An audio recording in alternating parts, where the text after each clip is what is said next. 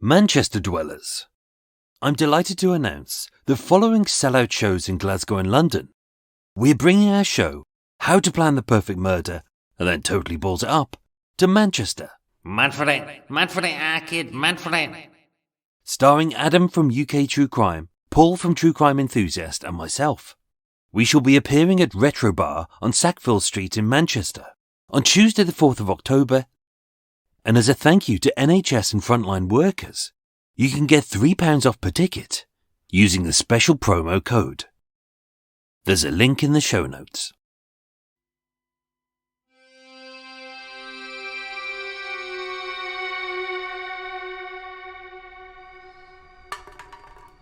Welcome to Murder Mile. Today, I'm standing on Bourchier Street in Soho, W1. At the back of the unsolved murder of Dutch Leia.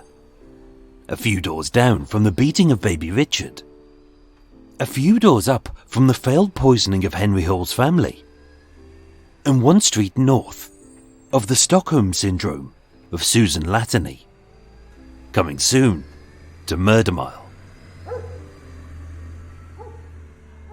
Bourchier Street is grim. It sounds posh, as the name originates from the French Boursier, meaning keeper of the purse.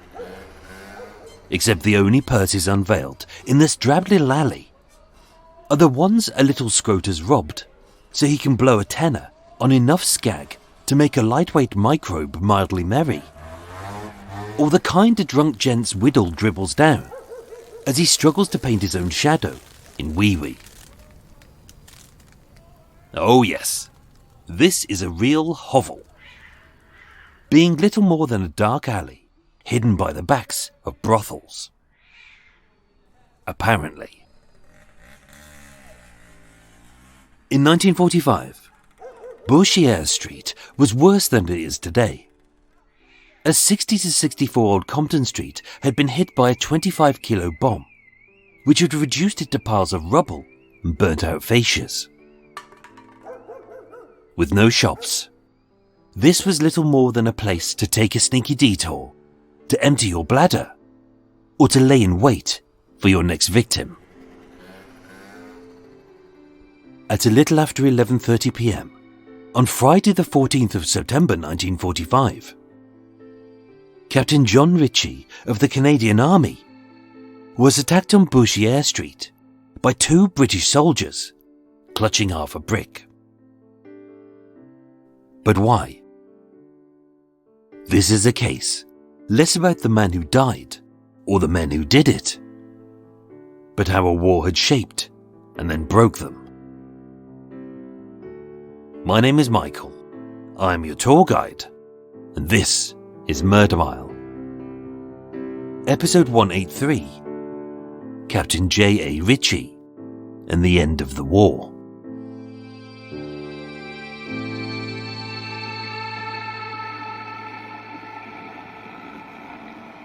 Today is Victory in Europe Day. 8th of May 1945, VE Day. Hitler is dead. Berlin has fallen. The axis of evil has been crushed by the might of the right, and the Second World War was just 4 months from its official end. For the first time in 6 years, as Big Ben rang out, street parties erupted as a grey gloom of people rejoiced. It had been a long-fought battle, in which so many had died and so much had been lost. But now, for those who had survived, their lives would return to some kind of normality. 12 days later, Captain J A Ritchie would be beaten to death.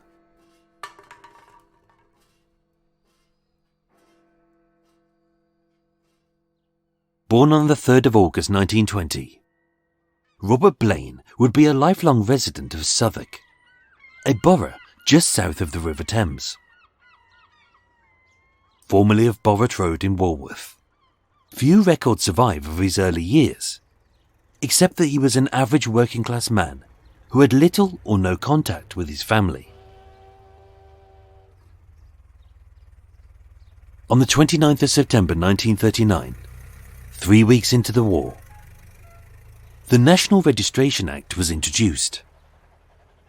Every British subject was issued with an identity card and their details were taken. Robert was listed as a 19-year-old general labourer living at 6 St Clair Chambers on Sylvester Street, barely scraping by on a basic wage, with very little to call his own. His life was tough and exhausting.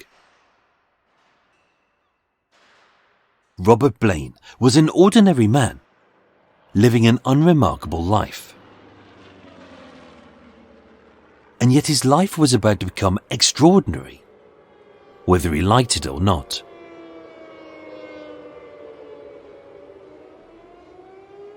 When we think about the lives of those who lived through the Second World War, we think of rationing. Mistakenly believing that this skirmish would be done by Christmas. In January 1940, the Ministry of Food introduced rationing, and each person was limited to a weekly allowance of 8 ounces of sugar, 3 ounces of sweets, 4 ounces of ham, 3 pints of milk, 2 ounces of tea, cheese and butter, with 1 egg and 1 pack of dried eggs every 4 weeks. In comparison to today, if the average coffee shop patron guzzles a large cafe latte, a muffin and a cheese and ham toastie, they would have annihilated more than half their weekly ration in one sitting. But there were many more measures and ramifications which impinged on the people and their lives.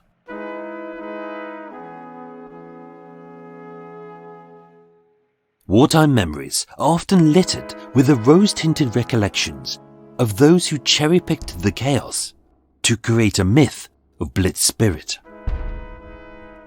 It's romantic, but it's inaccurate. It's true that amidst the bombing and destruction, that we, the plucky British people with our stiff upper lips, flipped a mid-digit to Adolf by refusing to be defeated as his Luftwaffe rained down death from the skies. But the same was true of the Germans, whose cities our bombers had failed to cripple, and its people to break. Another myth was that there was no crime and you could leave your doors open.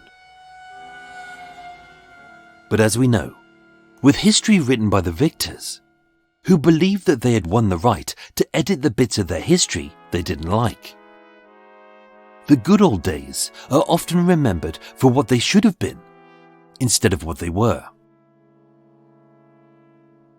In reality, war is brutal, and life during any conflict is oppressive.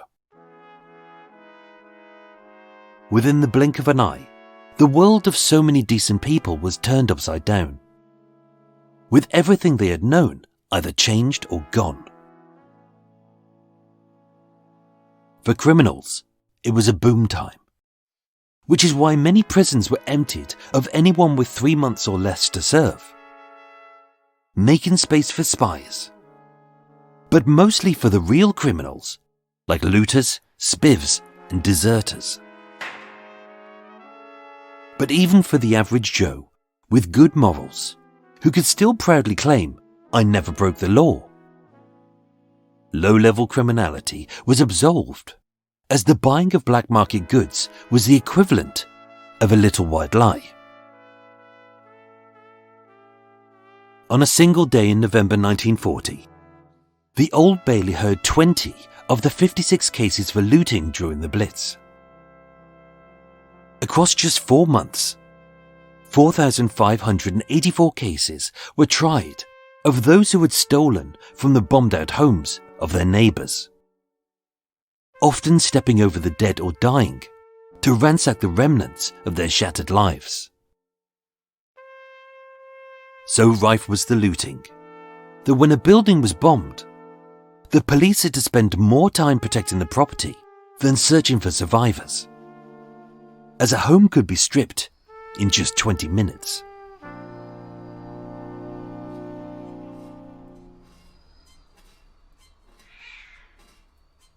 Times were difficult. Ethics were a grey area. And the rationale of the living was that they had families to feed. Rationing had also led to one of the most lucrative black market activities: the forging of ration coupons. In 1944, 14,000 ration books were stolen in a raid, many of which were sold on Oxford Street for £10 a sheet, with a value today of £400 each, or £3 million for the entire haul. Many ordinary people wouldn't have seen this as an offence, as in their eyes, it's not a crime if everyone's at it. Besides, we're at war.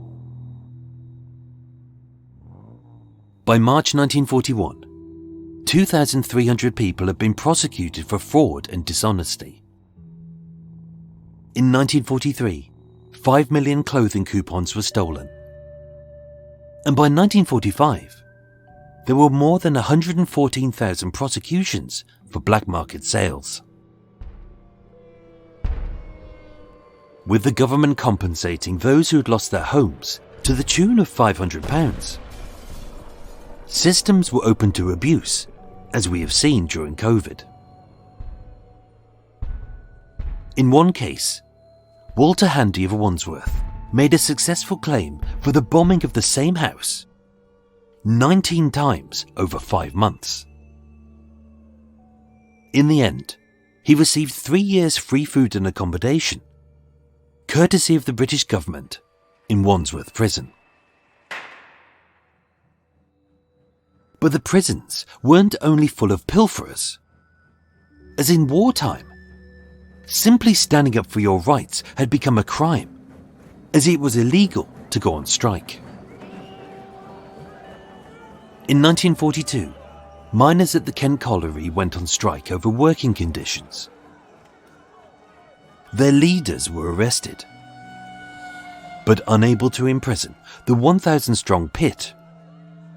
Many were fined, but almost none of them paid.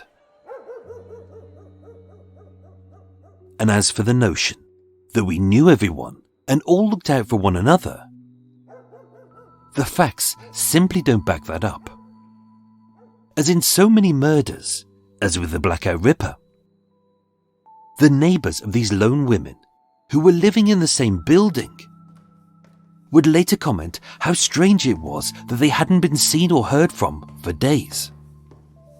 And yet no one went to see if they were okay. Which is not to say that today we are any better or worse, but that we haven't had the luxury of time to gloss over the inconvenience of truth.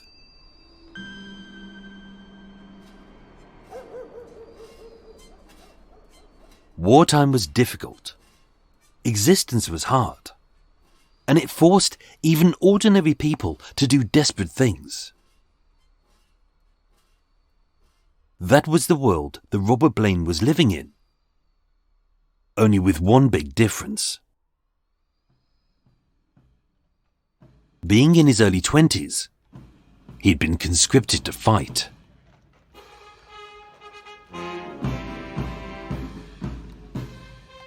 On the 3rd of September 1939, the day Britain declared war on Germany, Parliament passed the National Service Act, ordering all medically fit males aged 18 to 41 to fight for king and country.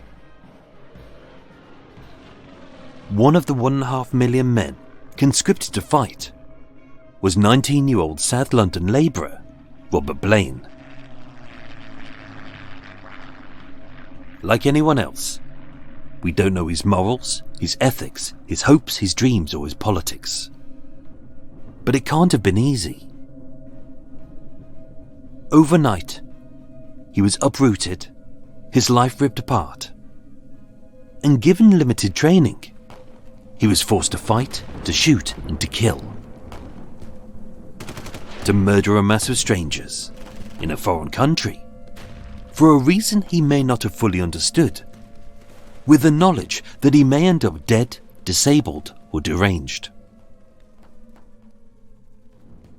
Everywhere he looked, he was told, "It's your duty to fight, to kill, to give your life for king and country." And although millions of soldiers did, this trauma would stay with them for the rest of their lives.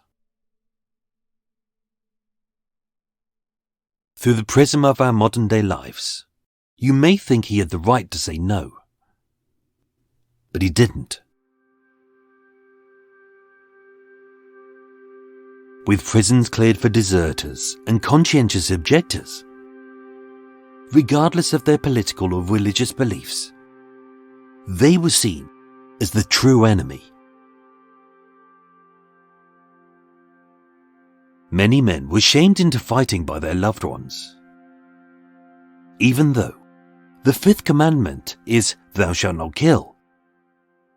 In a Christian faith which during the Second World War, 64% of the British population claimed that they were.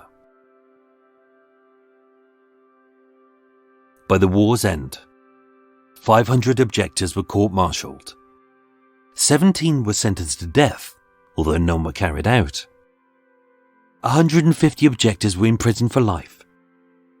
Many were harassed and beaten, and the bulk would suffer a huge stigma.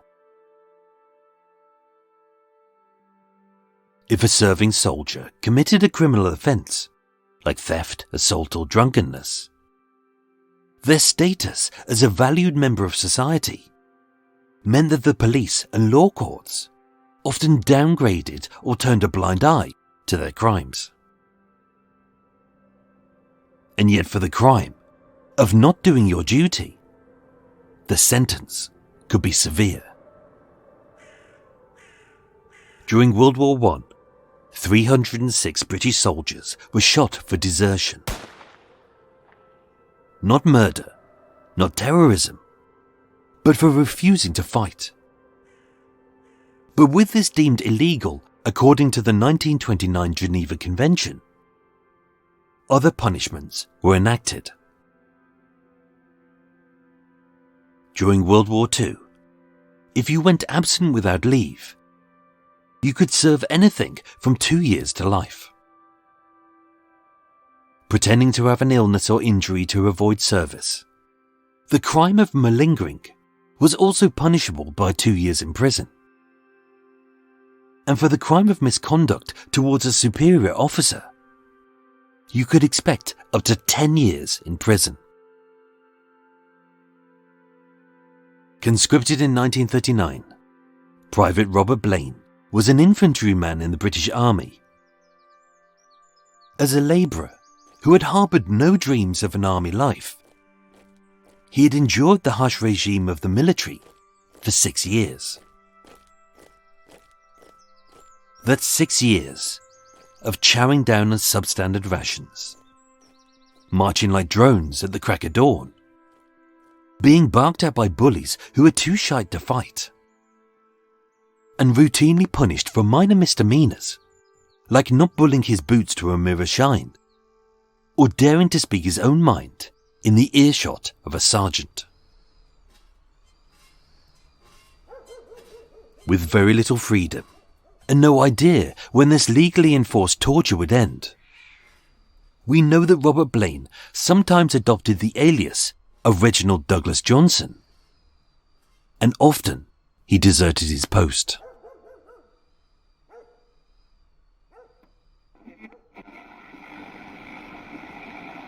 Today is Victory in Europe Day. Tomorrow, 8th of May 1945, victory in Europe. VE Day. But let us not forget for a With the moment war as good as over, and effort many enlisted men faced several futures. with all her treachery and Some tried to return to the civilian lives they had left behind. But their world had gone. No job, no home, no wage, and no purpose. For others, with the war technically over, Many serving soldiers had their pay cut. The government hadn't considered giving them a pension for their sacrifice.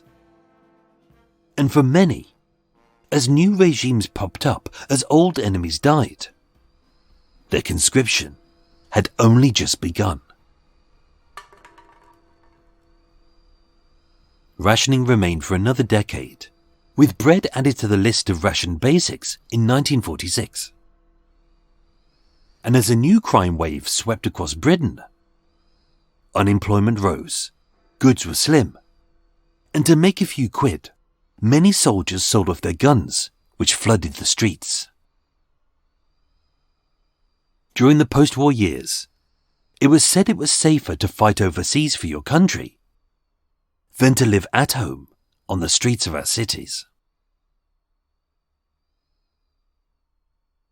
The Second World War officially ended on the 2nd of September 1945. During the celebrations, Robert Blaine went AWOL. The war was over. But still under conscription, he was classified as a deserter.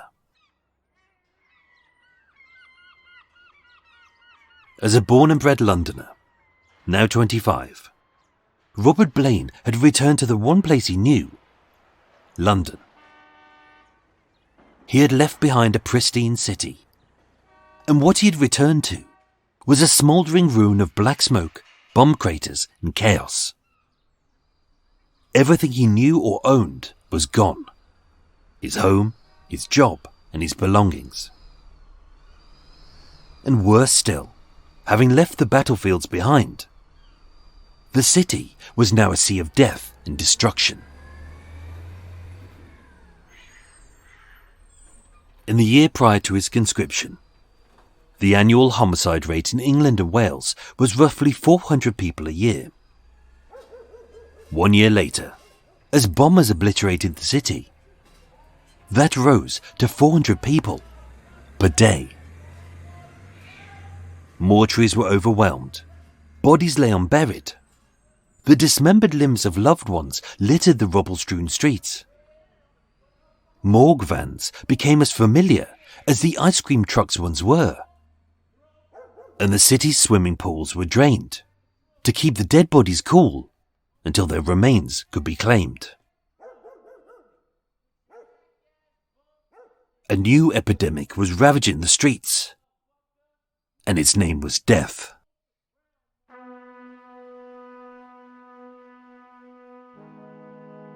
Between 1939 and 1945, the crime rate in England and Wales rose by 57%, with the number of reported murders doubling in just 5 years.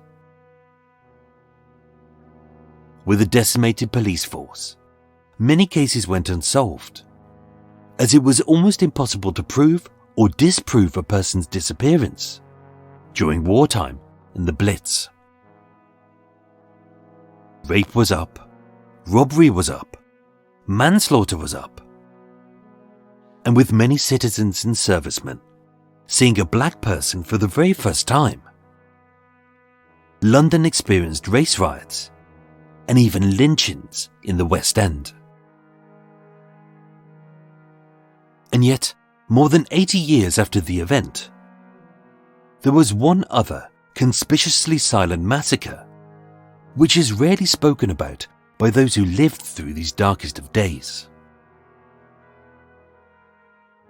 When war was declared, the British government formed NARPAC, the National Air Raid Precautions Animals Committee, whose job it was to advise pet owners. Worried that many people couldn't afford the luxury of a cat or dog, their freely distributed pamphlet advised, if you cannot place them in the care of neighbours, it really is kindest to have them destroyed, alongside an advert for a bolt pistol.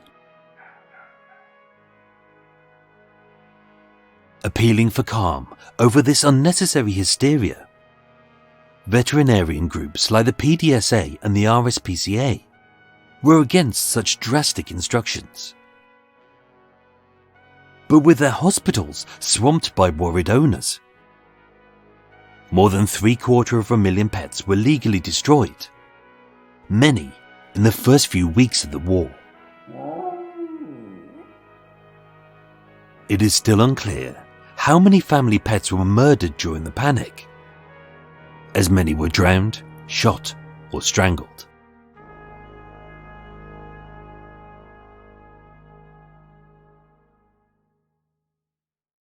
It was hardly a welcome home for Robert, but everyone's life had been altered forever.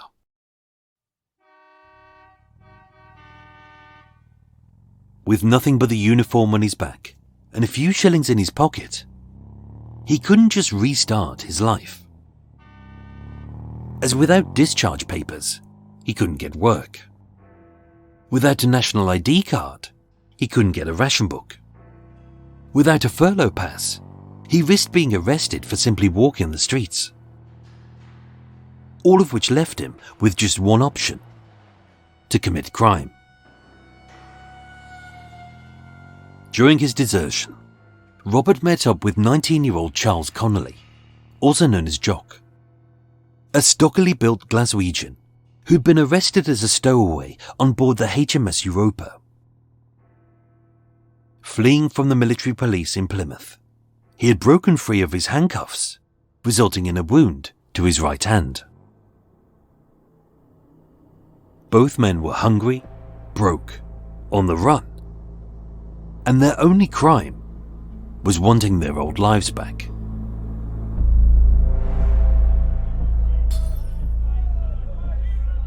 On Friday the 14th of September 1945, the night that Captain J A Ritchie would die, Robert Blaine and Charles Connolly were in Soho, a dangerous den of iniquity, but with bars and brothels on each street, where syphilis-ravelled servicemen spread the diseases that sex workers were unfairly blamed for. The intersections of Old Compton Street was the perfect place for a deserting soldier to hide in plain sight. Soho, especially at night, was deadly. Dubbed London's murder spot, over the previous 18 months, Scotland Yard and the Home Office had become gravely concerned about this deadly square mile, with many people describing Soho as a no-man's land. The unlit streets of this patch, renamed Little Chicago, was awash with theft, looting, drunkenness, assault, extortion, drugs, prostitution and death, as gangs of civilians and servicemen engaged in street fights with guns, knives and knuckle dusters.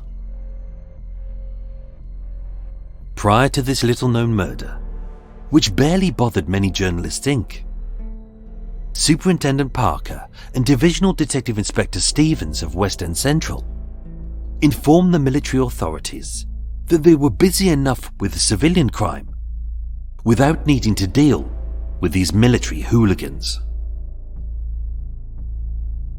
That night, with the Canadian and US military patrols having been doubled on the streets from Soho down to Victoria, in a bid to clean up the West End and to whisk away any troublemakers, so seriously was this taken that all US military police had been reissued with loaded firearms.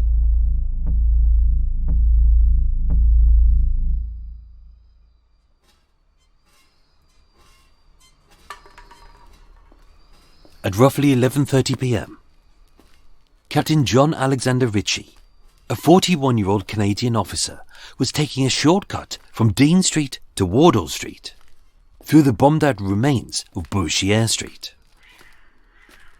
It was dark, isolated, and he had enjoyed a few drinks that night, as being on leave from the Hampshire depot in Tweedsmuir, he was due to be repatriated back home to Montreal. This thin, unlit alley was, and still is, a bottleneck at the best of times. Once you're in, it's hard to get out, especially if you're cornered by two hoods, hidden in the shadows, as there's nowhere else to run. Being drunk and outmanned, Captain Ritchie was robbed, and possibly having fought back, one of the desperate deserters had smacked the officer over the head with half a brick. And as he lay bleeding and unconscious, the other deserter rifled his pockets, stealing £5 in notes, or just 2 weeks of their army wage. Found a few minutes later, Captain J A Ritchie died of his injuries at 11:45 p.m.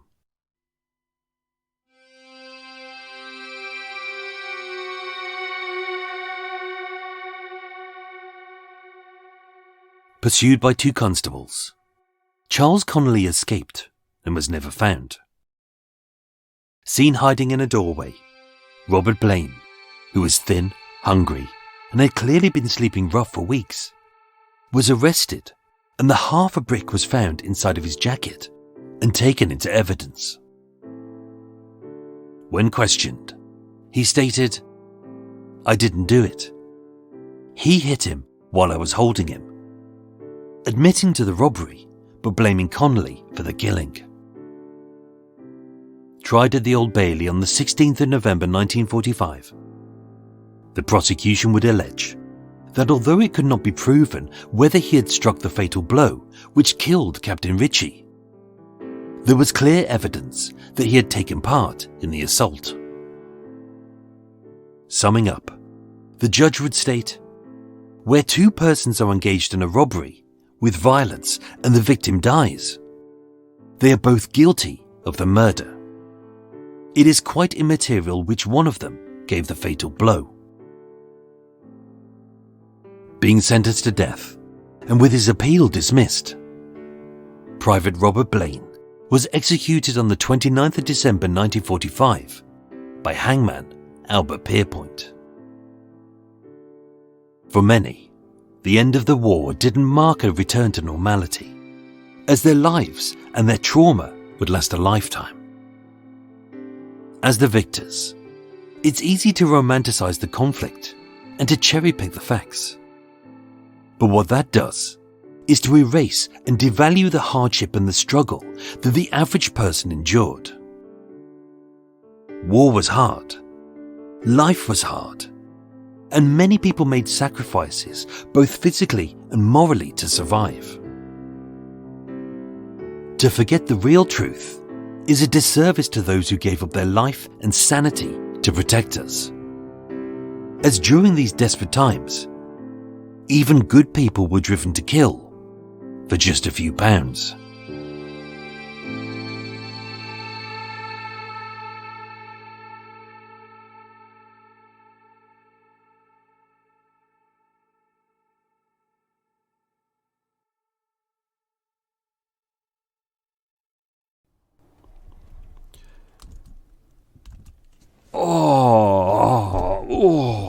Friggy McFrigface of Frighampton. I'm having a swig of water. Christ. Hey everyone, welcome to Extra Mile. I'm trying to get myself ahead of the game because we've got the crime con thing happening soon. So we're going to go to Glasgow for that, and I want to go and try and go and see my dad and my stepmum. So I'm trying to, instead of giving myself time off, which I rarely do anyway, I'm powering ahead, trying to get a couple of days ahead, and I'm just, I'm knackered. But I thought that was a good episode. I enjoyed that. Anyway, sorry, let me take off your hat. There we go. There's your hat taken off. There you go. You can now probably hear me as I move around. Did I say welcome to Extra Mile, unedited, unscripted? This is the waffly bit. The waffly bit that people seem to like. I don't know why. I'm gonna make a cup of tea because do you know what? It's not hot out today. It's all right. So I prepped this one already. There we go. Done. That's prepped. I'm gonna have some fish sticks in a second because I haven't eaten all day. Sunday afternoon. I've been powering through to get this done, and I'm knackered. So I'm going to go into Costa in a bit. Gives me a little walk into town, go into Costa, sit down, have a coffee, charge up all my equipment. And I'm working on something special for when we've got a break coming up. Because I need to finish doing the research on the final kind of 8 to 10 episodes to finish the year off, so I need 3 weeks to kind of really get that right. It'd be lovely if I just sat down and just waffled on about shite I read on Wikipedia, but I don't do that. So I've got to get it right. So I'm planning something interesting on the 3 weeks while we're away, something different. But I'm trying to get that written. So I'm writing that in my spare time while I'm doing this. Anyway, got nothing left. Teas on the go. Right. What's going on in the world? Oh, news. I posted it on social media. This would be like 2 weeks ago by the time you get this, but I've totally forgotten to mention it on here. Murder Mile Walks, the walking tour of Soho that I used to do every Sunday morning. My plan originally was to bring back a new version. I'd written it, I'd researched it. Well, obviously you research it first, then you write it. And the plan was to kind of bring it back. As soon as I started rehearsing it, I just realised I don't have any love for it anymore. I just the walking tour. I'm done. I've done it for 8 years. I'm done.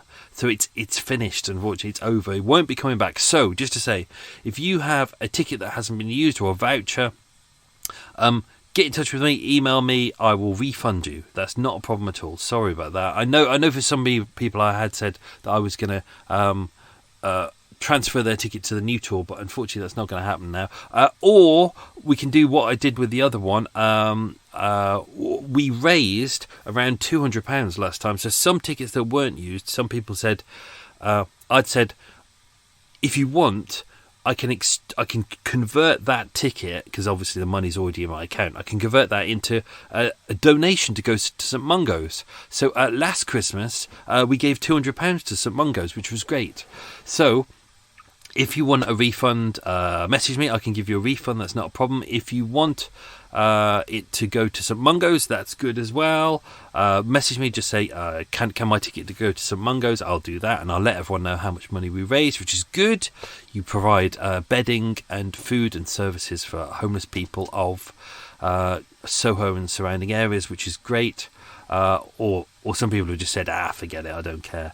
So I'm sorry about that. That was the plan to do Murder Mile Walks, but do you know what? My heart's just not in it anymore. Whereas the writing and the research I loved, absolutely loved it. I was like, this is going to be great. But the researching and getting ready to do a walk, I'm just not interested anymore. So the research will probably go into more episodes for Murder Mile, the podcast, or new projects that I'm working on for the future. That's what I want to do, is really focus on new stuff going forwards, not old stuff going backwards. And unfortunately, the walks, although they were nice, a bit of a step backwards, I felt. Just didn't excite me, so sorry about that. But all good. That means more episodes of Murder Miles, which is great. So there we go. Is my tea about to brew? Let's get it before it brews, before it gets too hot. Yeah, there we go. A little bit of steam.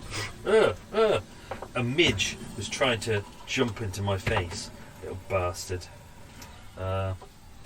Eva won't be happy about that. She'll be like, who is that midge? How dare he, she, what? What else is going on? As mentioned at the start of the episode, we're taking How to Plan the Perfect Murder and then totally balls it up to Manchester. Manfred. Thank you to everyone who came to Glasgow, and London. I can't really do a London accent.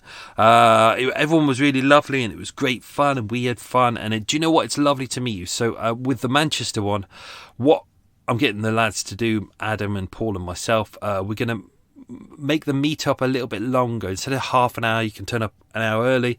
Do a meet and greet. I think it's a nice idea that we can mingle and meet and have a chat for an hour. First have a couple of drinks and then we'll do the show. So that's the plan for the new one. Slightly smaller venue, so there's less tickets. So I would, if you're planning to come to this, it's 4th of October. Yeah, 4th of October, I think. You can go to murdermiletours.com/live tour, I think it is, or live shows. The link's in the show notes. All the details are there. That's all good. What else is going on? I've written getting ahead here. What does that even mean, Michael? It's nice and cool outside, which is lovely. It's a nice sunny day. It's not too hot, which is great. The heat wave has FRO'd, which is lovely. As mentioned, I'm going to go off to Costa in a bit. I'm going to go and pick up some food. I'm back on my diet again because I realised the other day that I was like, I should really go and get some cake. And then I looked in my bread bin, and in there was like 3 or 4 different types of cake, 3 or 4 different types of biscuits, 3 or 4 different types of chocolate. And I just thought, yeah, your diet's absolutely gone, which is why my belt is struggling a bit. So I'm trying to keep myself down to one fun day a week. So I had some beer last night, I had some crisps, I had some wheat-free cakes, which was nice. Oh, it's good timing. Someone's just started, pulled out a strimmer outside. I think it's over in the field opposite. Good, that won't bother me too much because we're doing this bit. So that's all good. So yeah, back on the diet, trying to be good. Unfortunately, I think I've got to an age where you just get, just easy to get fat, isn't it? Just like you have like an ounce of sugar in it, just goes bleh, bleh, out.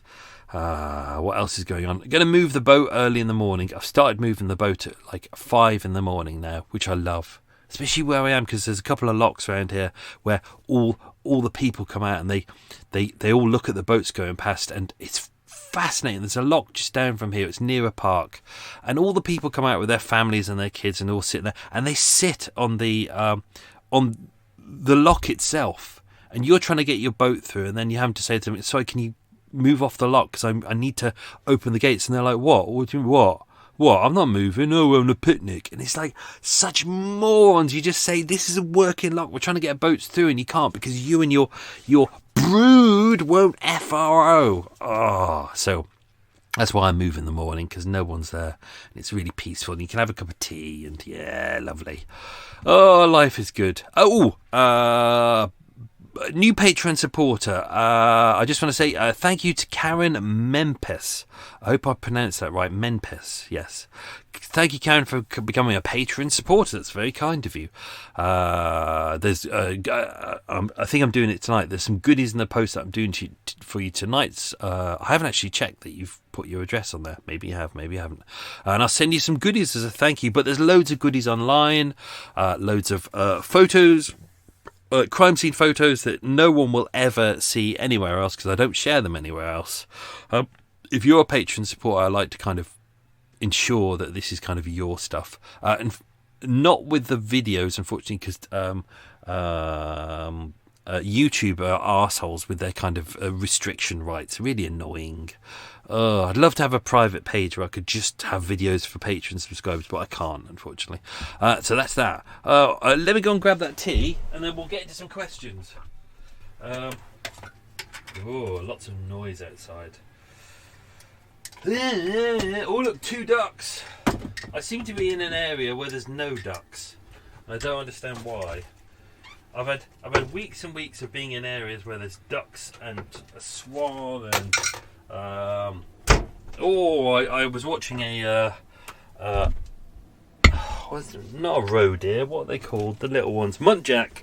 And muntjac yesterday, normally they're quite timid and they disappear really quickly, but one was just walking in front of me and he was having a mooch around and he looked at me, he didn't seem that bothered, and he just mooched off. Classic muntjac. What time is it? 10 to 2. 10 to 2. I will get to Costa 3:30. That's 2 hours. Right, let's get this done. Here's some quiz questions. We'll do quiz questions, then we'll do some extra stuff in Extra Mile. Right, here you go. Don't forget, as always, I might balls these up because I haven't edited the episode yet. Question number 1. If you know your history, this should be easy. What date was VE Day? Question number 2. If you know your Murder Mile history, this should be easy. Which 2 murders mentioned in Murder Mile happened before and after, immediately before and immediately after VE Day? So we've done 2 episodes prior. which happened immediately before or after VE Day. What were they? Question 3. What foodstuff was first rationed after the end of the Second World War? Question 4. Roughly how many looting cases did the Old Bailey hear during the war? Now with this one, it was a big number. So if you're within 100, I'll give you this point. Question 5. How much was a ration sheet sold for on the black market? Question 6. What was the name of the man who claimed that his home had been bombed 19 times over 5 months? Question 7. I can't remember if I said 6 at the last one. This is question 7. How many soldiers were executed for desertion in World War II? Question 8. What year was the Geneva Convention? Question 9. How many years in prison would you get for malingering? Good word. And question 10. What was Robert Blaine's alias? So there you go, folks. Let's dive into some extra stuff. Now, this was one of those cases that I wasn't going to cover originally because the archive file isn't available for ages and there's very little in the press, and what is in the press is wrong. Hence, I know people will get in contact with me and they go, they always pull this face when they want to disprove me. They go, he wasn't murdered on Bourchier Street. He was murdered on Kingly Street. Or some people will say it was Romilly Street. It wasn't. I actually really, the press got it entirely wrong. They said it was Kingly Street. They said it was Romilly Street. It wasn't. It was Bourchier Street. I really had to fight to get these details right because the original archive files aren't available, but I got some of the police details. So it's on Bourchier Street. There we go. I had someone messaged me the other day going to do with an episode, and they went, everything you wrote was entirely wrong. I suggest you reread it carefully. And I messaged them to say, well, thank you for that. If you could send me a list of everything that I did wrong and a list of your sources to disprove this, that would be very much appreciated. I will reread it carefully. No reply. As always, no reply. People are happy to tell me that I'm wrong, but you ask them to prove it and they can't. They can't. And when they do, they send me like a link to the Daily Mail and I just go, I can't be asked to tell you what a fucking moron you are. I love being disproved, and I love when people go, here's some details, and because I think it's always really important to not believe that you know too much, because we don't know enough, and knowing more is really valuable. It's like expanding your brain is so important.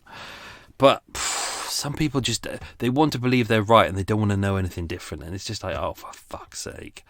Anyway, so yeah, Bourchier Street, it is correct. It took me a long time to prove that. This originally was going to be part of the book that I was writing about Soho. I decided to turn this into an episode. There was a couple of other stories coming up that were going to be in the book. That's not going to happen anymore, which I'm turning into Murder Mile. Lucky you get it for free. Also, they will be part of the new exciting projects that I'm working on at the moment for the future, and those will be things that you can take part in as well. So it's win-win. What do we know about Robert Blaine? Not a hell of a lot. Born 3rd of August 1920, raised in Southwark. We don't know very much. He didn't seem to have any friends or family who attended the trial. He isn't married. We don't know about his brothers and sisters. We know roughly where he lived, but that's long since been demolished. He was a labourer, but that's kind of a general occupation. So all we really know was from the National Registration Act that he was 19 years old at the time he registered. He was a general labourer. He lived alone at 6 St Clair's Chambers on Sylvester Street in Southwark, which is just south of St George the Martyr. Now, this was part of the Metropolitan Association for Improving the Dwellings of Industrious Classes. Same, as mentioned in this episode, same as the Peabody buildings. This was kind of what they wanted to do was create buildings which were kind of clean and respectable, where people who were kind of the industrial classes, as they called them, people who worked in factories, could have a cheap, affordable, kind of identifiable kind of, in these big premises. You got in this one there were 93 rooms for single people and 21 two-bedroom apartments. Most of them were for men, because obviously with Peabody the focus really was on women and families. But what they realised at the same time was there was a lot of single men, so they needed places for single men, which is what this became. So they housed loads of people, lots of different types of people that live there. If you look at the census, there's carpenters, labourers, bricklayers, metal turners, lumber dealers, hawkers, steel traders, printers, canvassers, joiners, meat porters, street musicians, tailors, news vendors, kitchen porters, most of whom were men, but some were women and children, and there were some families as well. But Robert didn't seem to have a family of his own. We don't know why. The crew. I'm going to have a slurp of tea. Ooh, cup of tea. You can hear the that sound you can hear is the it sounds like the guys are coming past who normally do the weed whacking along the canal. And it's nice that they do that, because it gets rid of all the nettles and all the shite like that. But the problem is it spins round and it flies little sharp pieces of grit everywhere, and sometimes it goes through your window and you can't claim off them, which is a real pain in the ass. I can hear them, I can't see them. Anyway, the crime epidemic during this was what I wanted to get across with this episode. Same with Emmy Werner. What I wanted to get across was that we all seem to have this romanticised idea of World War II, because we won it and therefore we're the victors, and therefore we like to see it as nice and everybody loved each other. But as you can see with Emmy Werner, what I wanted to get across with that is that when the war ended, everyone didn't just go, oh, it's ended, let's go back to our normal lives. Especially with the Jewish population, there was a lot of trauma that lasted for a lifetime and generations. With this one, what I wanted to get across was that it's not all lovely and lovey-dovey and everything was great. And it was like, I even have a photo of my granddad and my grandmum, and Trafalgar Square, granddad's in his military uniform and they're hugging, and it was VE Day. They were with everyone else celebrating. Everything was great, but it's not like that. War was really difficult, and that's what I wanted to get across with this, is that even for ordinary people, life was difficult. Which is not to say that Robert and Charles were right to do what they did, or that gives them an excuse for doing what they did, but they're just ordinary people because of the rules and the ramifications that were going on during those 6 years, and even longer, that it forced a lot of people into some really difficult situations, and to do things that they would never normally do, such as commit robbery, desertion, murder someone. So you can really hear them now. It's like a big nest of bees. So yeah, looting was absolutely rife. I'm not going to go into that because that will give away one of the questions. Well done, Michael. As mentioned in this, when buildings and houses were bombed out, the police and the ARP wardens were there pretty much to protect the property, because they had to stop people going in and stripping the houses. And then when the fire engines and ambulance turned up, their job was to protect the fire engines and the ambulance. I know we like to have this idea that everyone was like looking after each other, and do you know what? Wherever you are, there will always be good people who are good and decent and will do their job and will help other people, but you'll always have shitheads. I just sent a video online of some little wankers yesterday on Oxford Street, and they decided to go into the American candy store, and they basically stripped it. Like 20 little wankers went in there, rushed the store, stealing stuff. Like going, yeah man, me is stealing Milky Ways and Mars bars in it, me is gangster. It's just like, you're not a gangster, you're a twat, stealing sweets. But that's the thing, isn't it? There are good people in the world and bad people in the world, and some people need a good kick up the arse. Ugh. they're getting even nearer. I don't know whether they're getting nearer or whether they're over the other side of the canal. But as you can hear, they're very noisy. What else is going on? Black marketeering. I'm not going to go into that because that gives away some of the questions that we did. But as you can see, especially with ration books, because so many people's lives were dictated by the ration books, I'm going to have to close a window because that is.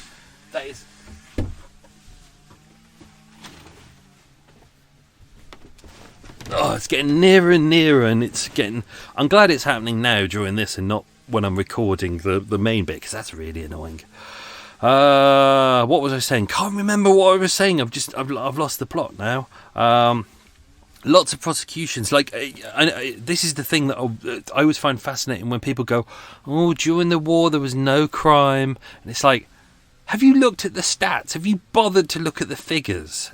And it's like when people talk about the 60s and they go, "Oh, about the 60s," but everyone I spoke to was kind of there in the 60s. They don't remember the swinging 60s. They just remember it as being a regular time. I think there's a lot of people there's a small pocket of people who were involved in the swinging 60s, but for everyone else it was just 60s. You know. What am I talking about? I can't remember. Striking. Oh, with the striking. So I might clarify some of that because sometimes with these things you can't always put everything in.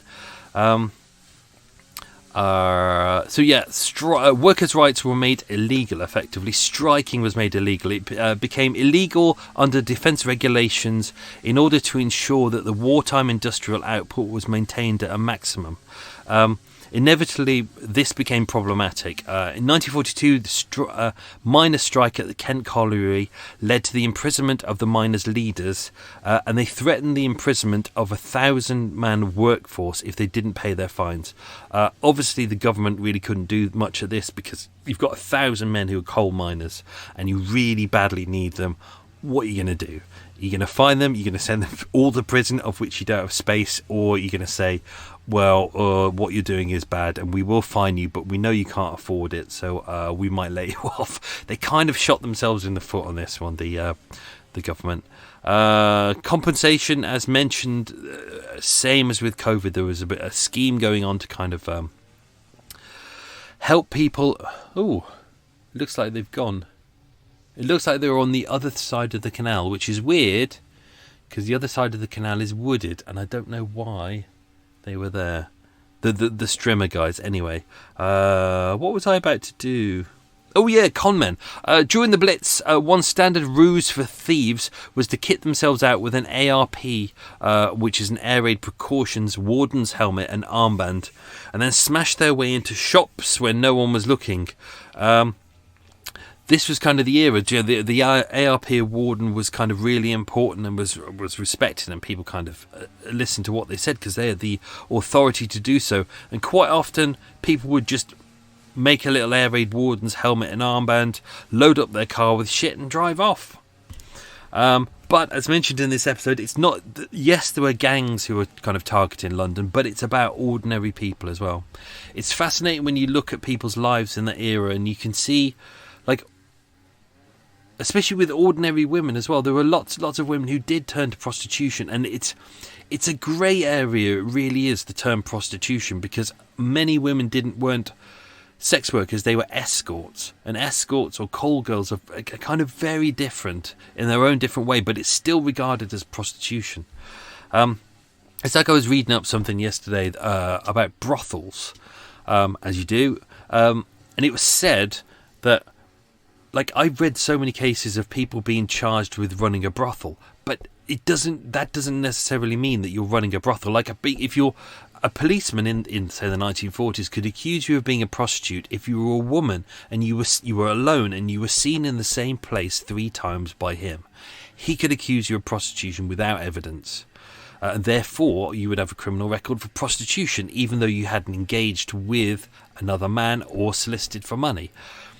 Brothel keeping, that's even greyer in that area. So apparently, if you're a prostitute and you are in the same room as another prostitute, if your maid is with you, therefore, even though she's not the prostitute, therefore she can be charged with running a brothel because 2 prostitutes are in the same room.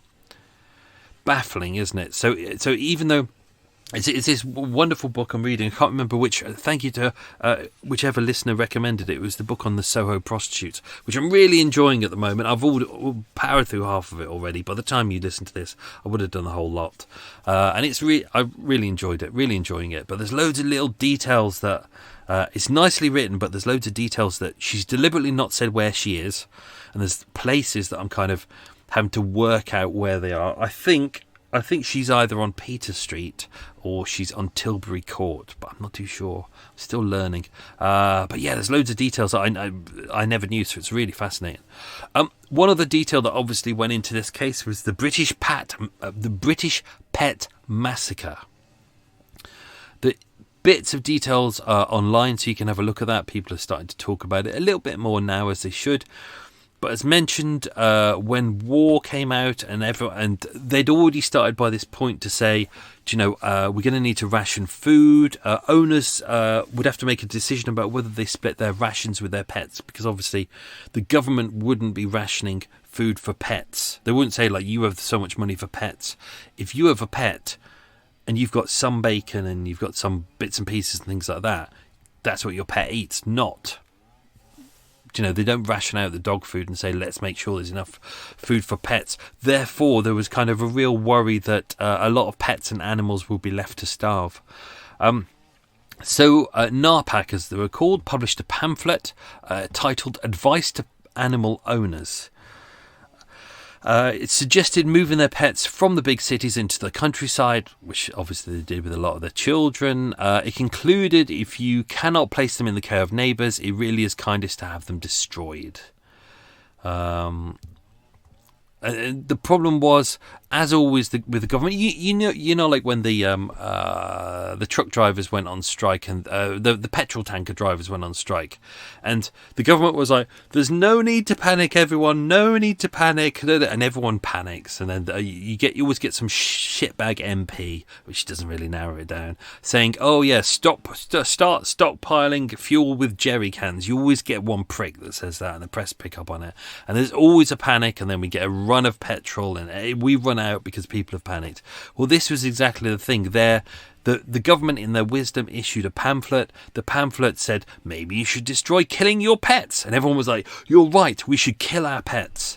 So unfortunately, as mentioned, Battersea Dogs and Cats Home, along with PDSA and the RSPCA, had really fought against this, but because they had so many people turning up at their hospitals, they had a choice. They could either euthanize the pets the best way that they could, or, because they knew that a lot of people would just take their pets home and euthanize them themselves with a brick.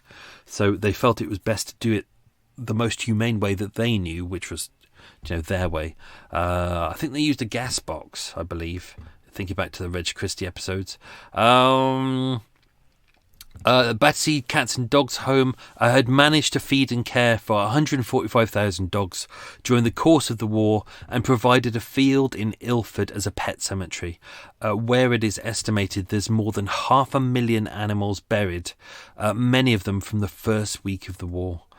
In total, they estimate there's 750,000 pets were killed during the course of the event, but this was ones that were legally euthanized. Therefore, obviously, there's quite a few who would have been killed during the war, but also many who were kind of killed by their owners owing to the hysteria.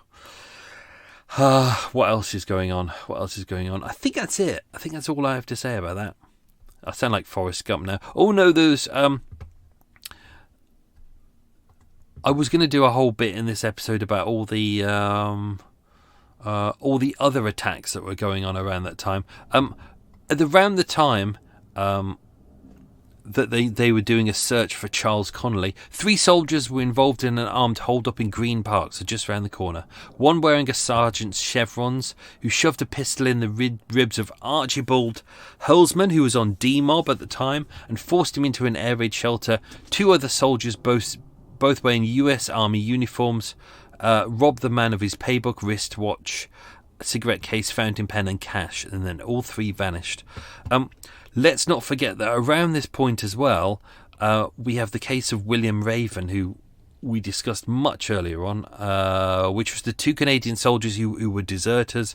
Again, they were the ones who they hadn't eaten in ages, they hadn't had anywhere to stay, they needed clean clothes, so they robbed him for his pants and socks and murdered him. So you can see how desperate people were. Do you know, the war was over, but for many it was not over. There was still a lot to do. So yeah. Oh, right. Let's do the quiz questions. Running out of steam now. Michael, come on. Question number 1. What date was VE Day? It was the 8th of May. The 8th of May. 8th of May 1945. Question 2. Which two murders mentioned on Murder Mile happened before and after VE Day? So just before VE Day, a couple of days before Hitler was murdered, was Jacques Tratzert murdered his family in the Cornhouse tea room. And just after VE Day, Elizabeth McClendon was murdered, and she was the King of Greece's maid. So there you go. Question 3. What foodstuff was first rationed after the end of the Second World War? It was bread. Question 4. Roughly how many looting cases did the Old Bailey hear during the war? Nearest to the 100th will get this. It was 4,584. Question 5. How much was a ration sheet sold for on the black market? It was £10 then, which is roughly £400 today. Question 6. What was the name of the man who claimed his home had been bombed 19 times over 5 months? He was Walter Handy. Question 7. How many soldiers were executed for desertion during World War II? The answer was none. Although 306 were executed for desertion in World War I. Question 8. What year was the Geneva Convention? 1929. Question 9. How many years in prison would you get for malingering? It was up to 2 years. And question 10. What was Robert Blaine's alias? It was Reginald Douglas Johnson. So there you go. There you go, folks. Oh, there's that one done.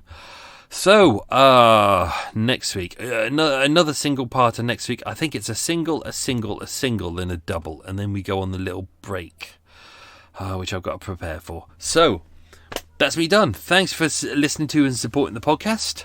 Have yourself a good week. Stay safe and be good. I'm off to Costa to abuse their electricity, but not their Wi-Fi because it's shit. Have yourself a good week, folks. Stay safe and be good. Lots of love.